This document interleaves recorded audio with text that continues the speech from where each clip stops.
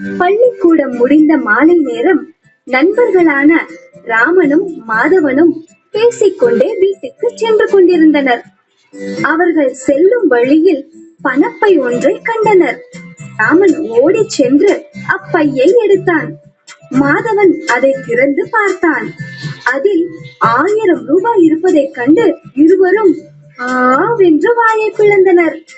உடனே ராமன், மாதவா, நாம் இந்த பணத்தில் தின்பண்டங்கள் வாங்கி சாப்பிடலாமா என கேட்டான். மாதவனுக்கு அச்செயல் தவறானது என தோன்றியது. ராமா, இப்பையை தொலைத்தவர் பாவம் இல்லையா? அவர் இதை தேடிக்கொண்டு வருவார். அவரிடம் இப்பையை கொடுத்துவிட்டு நாம் வீட்டிற்கு செல்லலாம் என கூறினான். அப்போது ஒரு முதியவர் அந்த பையை தேடிக்கொண்டு அங்கே வந்தார். இருவரும் அப்பையை அவரிடம் ஒப்படைத்தனர். அம்முதியவர் அவர்கள் இருவரின் நேர்மையை மனதார பாராட்டி நன்றி கூறினார்.